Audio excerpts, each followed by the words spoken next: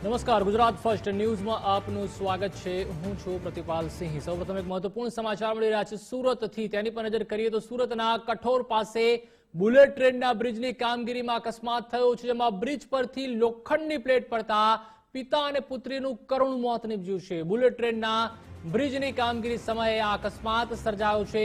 નદીમાં બોટ મારફતે પિતા પુત્રી જતા હતા તે સમયે અકસ્માત થયો। બ્રિજ ઉપરથી પડી હતી લોખંડની પ્લેટ પડતા પિતા પુત્રીનું કરુણ મોત નીપજ્યું છે તેવા અહેવાલ મળી રહ્યા છે। તો જે રીતે કરુણ, દુઃખદ અને કરુણ ઘટના સામે આવી છે। વધુ માહિતી માટે સંવાદદાતા રાકેશ બ્રહ્મભટ્ટ જોડાઈ ચૂક્યા છે। રાકેશ, એક બાજુ મેગા પ્રોજેક્ટ ચાલી રહ્યો છે બુલેટ ટ્રેનનો, અને તેમાં જે અકસ્માતની ઘટના સામે આવી છે કે લોખંડની પ્લેટ પડતા પિતા અને પુત્રીનું કરુણ મોત નીપજ્યું છે। હાલ શું અપડેટ? बिल्कुल अहमदाबाद मुंबई वच्चे जो प्रमाण हाई स्पीड बुलेट ट्रेनની પ્રોજેક્ટની કામગીરી ચાલી રહી છે તે પ્રોજેક્ટ દરમિયાન આ ઘટના બની છે।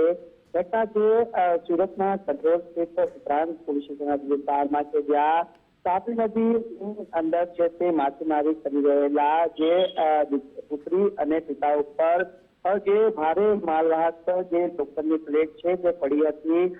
જે બુલેટ ટ્રેનના બ્રિજ ઉપર જ્યારે કામગીરી ચાલી રહી હતી તે દરમિયાન જ આ ભારે માલવાહક જે લોખંડની પ્લેટ છે તે અચાનક તાપી નદીના નીચે પડી હતી। એટલે કે તાપી નદીમાં જે બોટ પસાર થઈ રહી હતી તે વેળાએ જ એકાએક આ બોટ ઉપર આ પ્લેટ પડતા બંને પિતા પુત્રીના ઘટના સ્થળે કરુણ મોત નીપજ્યા હતા। જેમાં 35 વર્ષીય મોહસિન ઇકબાલ શેખ અને તેની દીકરી હુમા મોહસિન શેખનું આ ઘટનામાં કરુણ મોત થયું છે। જે માસૂમ બાળકી છે 9 વર્ષની છે। જ્યારે હાલ એક જ પરિવારના 2 સભ્યોના મોતના પગલે પરિવારજનોમાં ભારે રોષની લાગણી અને શોકની તાલીમાં પણ ફરી વળી છે। બુલેટ ટ્રેનના પ્રોજેક્ટના કોન્ટ્રાક્ટરોની ઘોર બેદરકારીના કારણે આ ઘટના બની હોવાના ગંભીર આરોપ છે તે લાગ્યા।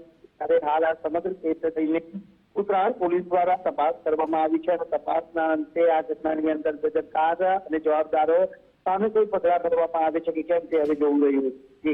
આભાર રાકેશ, માહિતી બદલ।